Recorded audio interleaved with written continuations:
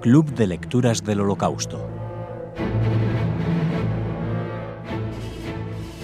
Comenzamos esta nueva edición de Lecturas del Holocausto. Yo, por mi parte, muy bien acompañada por Javier Fernández. Hola, Javi. Hola, ¿qué tal, Raquel? Y por Pedro Delgado. Hola, Pedro, tal, que de nuevo vuelves. Sí, hace 4 años que estuve aquí y fue una experiencia muy agradable. Pues nos alegra mucho tenerte aquí. Bueno, les decía que yo estoy muy bien acompañada, pero no sé si el libro del que vamos a hablar hoy es una buena compañía literaria.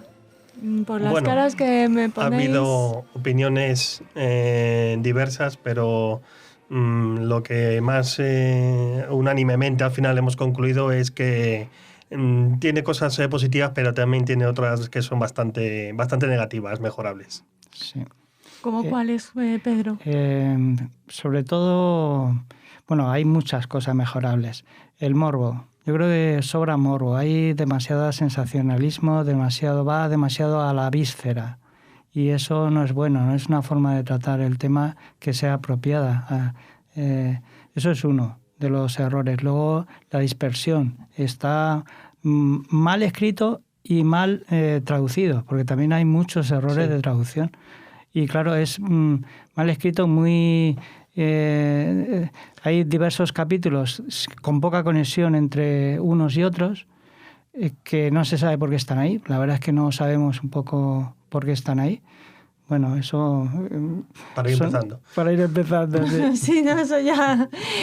Hombre, supongo que los miembros del club habéis desarrollado una sensibilidad especial a la hora de acercaros a libros de tema holocáustico. O sea que este sensacionalismo, a lo mejor otros lectores no lo perciben. O sí, o es algo tan escandaloso que... Una de las opiniones era esa precisamente, que conociéndose ya tanto lo que ocurrió en los campos como en general en el Holocausto, pues este libro lo que parece es que redunda otra vez en los detalles más morbosos, más sangrientos, y en ese sentido no aporta nada más pues que llevarte realmente el mal rato de la lectura esa.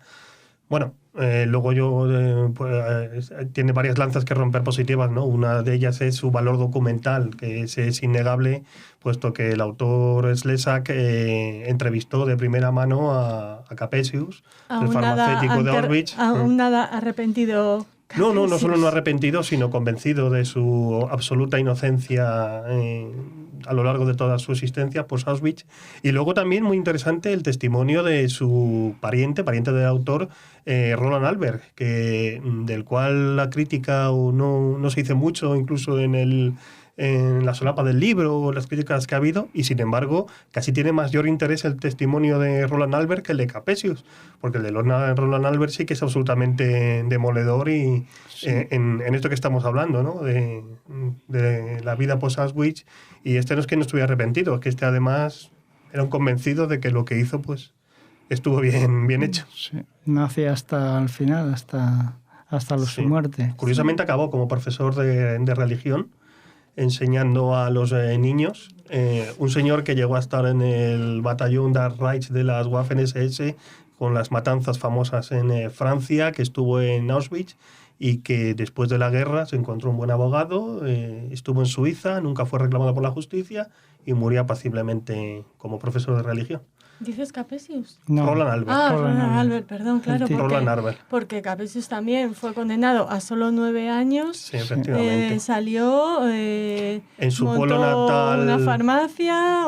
Ya lo había montado. Capesius fue el único en el juicio de Frankfurt que se pudo costear un abogado de los de prestigio de entonces, y otros encausados se representaban a ellos mismos con el dinero que habían robado a las víctimas en Auschwitz. Y él ya tenía dinero antes ya de los juicios. Después de los juicios, cuando, como bien dices, es condenado a prácticamente nada, incluso en su pueblo donde reside es recibido pues prácticamente como una especie de héroe, entre aplausos de sus convecinos. Sí, tremendo. Vamos a presentar un poco esta figura terrorífica a nuestros oyentes.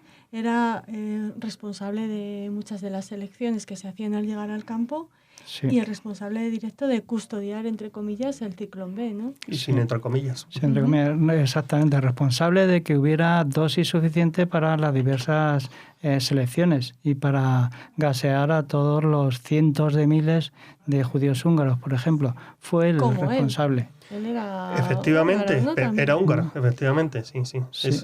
Y Y una de las cosas curiosas de este personaje es que en la rampa de selección se encontró con sus propios vecinos, vecinos con los que antes de la guerra había hecho amistad. Él fue, antes de la guerra, Víctor Capesius, fue representante de la compañía Bayer, una de las empresas de Farben. La famosa Farben. Sí. Que tuvo la fábrica, que fue la que hizo la fábrica de Buna.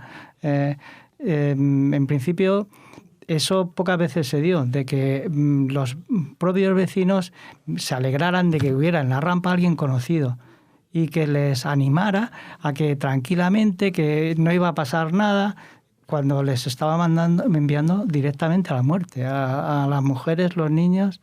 Y bueno, tremendo. Eso gente que había con los que había ido al colegio, Sí. o a los que había visto nacer, a los sí. niños. Sobre todo muchos médicos con los cuales había tenido trato comercial, con familias a las cuales habían ido de picnic o habían ido por las tardes a la piscina. Bueno, pues no tuvo ningún reparo en enviarlos a la fila de la izquierda y diciendo que aquí estarían bien. Era su frase. Sí, sí. ¿Qué es lo mejor y lo peor del libro para los miembros del club? ¿Qué os ha parecido? ¿Qué rescataríais? Si se puede rescatar algo por supuesto, de todo se puede rescatar. Todo tiene su parte positiva. Aquí quizá la valentía, el intento más o menos conseguido de reflejar una serie de testimonios que de otra forma pues no serían mucho menos conocidos. Eso yo creo que sería lo principal de este libro, lo más positivo. Y es que de negativo, ya te he dicho eso, y quizá, es que ¿cómo explicarlo? Hay momentos en el que el autor parece empatizar con el Víctor Capesius. En principio está hecho desde el rechazo, pero también se pone del otro lado. Hay una escena en la primera página, me parece que es, en el que Adam, que es un trasunto del escritor convertido en Sonderkommando, se empatiza, ve a un SS que está en esa dura tarea, con ese calor de muerte, en pleno proceso de gasear y de quemar a los judíos, y se pone del lado del otro, del verdugo, y el pobrecillo lo que estará sufriendo con este calor. Y así empezamos el libro. Así empieza el libro. Sí, el libro, y además el personaje de Adán lo estuvimos un poco comparando con el de el hijo de Saúl. Joder, claro, todo el rato estoy pensando en el hijo de Saúl. Era el hijo de Saúl, y de hecho, de verdad que el hijo de Saúl parece centrado en ese personaje de Adam. De hecho, no sé si el protagonista se llega a llamar Adam, el del hijo de Saúl. Ahora mismo no lo tengo claro, pero puede. No, hay que resaltar que el autor de Slezak es, porque sigue vivo, del mismo pueblo de Víctor Capesius, de Sighisoara, en la Transilvania rumana, y de la minoría étnica alemana. Él ya vive fuera de Rumanía porque, huyó del régimen comunista después de una larga historia. Y lo que dice un poco Pedro es cierto, ¿no? Dentro de que él escribe para criticar sobre todo esta falta de conciencia sobre lo que has hecho, independientemente ya de lo del juicio, pues aparece un Capesius ya mayor con su mujer que incluso a veces es hasta entrañable, se le va la memoria, es un señor que tiene justificación para todo, y en ese sentido es un poco el libro ambivalente, ¿no? Sí. También hablabas del régimen comunista. El propio Capesius, en su defensa, decía que los testigos habían sido preparados y pagados por los comunistas, ¿no? Para condenarle. Claro, Capesius para él eran todos enemigos lo que había alrededor. Los comunistas, sus antiguos compañeros de Auschwitz, que no tenían nada que ver con él. Él además era rumano cuando le interesaba, los otros eran alemanes, sin embargo él era de Alemania y vivió en Alemania toda su vida. Y hay que también tener en cuenta que, aparte del ciclón B, por ejemplo, y de haber visto la rampa de selección, las inyecciones de fenol o los experimentos del doctor Mengele, al que, por cierto, acogió Capesius en su casa, camino de la huida a Sudamérica, estuvo en una casa que tenía Capesius en Múnich, pues Capesius era también el responsable de todo lo que se cocía en la farmacia.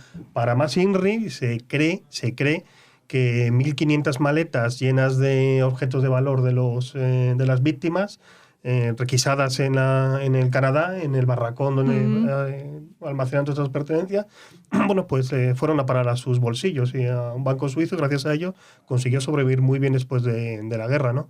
O sea, un personaje que, cuando Hannah Arendt retrata la banalidad del mal, quizás en vez de Eichmann, Víctor Capesius es todavía más emblemático. Sí, exactamente. Es un personaje que refleja muy bien esa banalidad del mal que ha dicho Javier.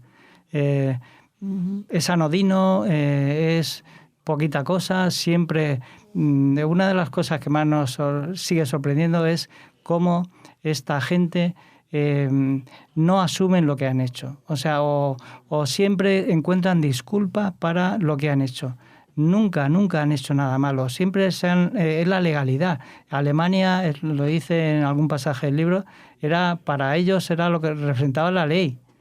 Bueno, él vomitaba al principio. Al principio lo pasaba mal, ¿no? Sí, pero luego ya... poco. Sí, él se llegó a quejar estando en prisión a la espera del juicio, el juicio de Auschwitz famoso en Frankfurt. Famoso digo porque fue gracias al fiscal Fritz Bauer, de que el año pasado hemos tenido 2 películas. Que es la primera vez que los alemanes juzgaban. Gracias a este fiscal, pues, y con muchos obstáculos, pero intentaron juzgar a muchos de estos canallas, ¿no? Pues en la prisión él se quejaba de que el trato que daba a los prisioneros en Auschwitz era mejor que el que estaba recibiendo en la prisión. O sea, ha dicho esto todo. Y precisamente lo que ha dicho Pedro de lo de Auschwitz a mí también me ha llamado la atención, hasta el punto de lo que tenía yo también aquí apuntado, ¿no? Que Capesius alegó en su juicio exactamente la siguiente frase, ¿no? A raíz de esta manera de pensar, de que Alemania era un país donde la legalidad era impoluta, yo di por hecho que lo que estaba ocurriendo en Auschwitz también estaba dentro de la legalidad, aunque me pareciera cruel. Aunque le pareciera cruel. Pero como estaba hecho por alemanes y en un estado para que él trabajaba, pues era lo que había. ¿Os gustaría añadir algo más sobre este libro? Podríamos estar hablando largo y tendido, pero tampoco se trata de incidir en lo principal, ya lo hemos dicho. Seguro que luego me acuerdo de bastantes cosas, pero... Bueno, aquí siempre tienen los micrófonos abiertos. Puedes venir y hacemos una segunda parte de este libro, pero no sabemos si... No, es un libro, de verdad que es un libro que, para el que se acerque incluso por primera vez a lo que es el Holocausto, tiene un valor documental innegable, porque la verdad que te explica pues todo, como el funcionamiento de Auschwitz a través de este personaje y de otros, ¿no? Falla en cuanto que no es ni una novela ni es un ensayo, y ahí no sabes realmente qué es realidad, qué es ficción, y en este tema, entonces eso ya es preocupante, ¿no? Pero es cierto luego que también te da, en temas poco conocidos, te da, aparte de las entrevistas con Capesius y con Albert, que es un valor como ya periodístico incluso, pero hay otros temas, por ejemplo, el de los médicos, cómo funcionaban allí los médicos en Auschwitz, que él conoce de primera mano gracias a Capesius, el tema de los parientes de Hitler, de los que habla también, y la demencia, en fin, que son también, tiene su interés histórico, ¿no? Aparte ya del valor que pueda tener como testimonio. Ahora, literariamente, flojito. Sí, hay una cosa que quería decir. Al principio del libro, yo creo que marca el tono del libro, para que veáis. Cito literalmente: yo no hablo del abismo de los sentimientos, sino de los hechos inapresables, sobre todo en las fosas, los bebés volando como pétalos blancos, trazando un gran arco hacia el fuego. Esa frase la repite. Eso al principio. Es que... Te predispone. Totalmente. Bueno, pues creo que vamos a predisponer a más de un oyente. Lo sentimos. En relación a este Capesius, el farmacéutico de Auschwitz, os agradecemos mucho que nos lo hayáis presentado aquí en Radio Sefarat y os esperamos muy pronto. Muchísimas gracias, Raquel.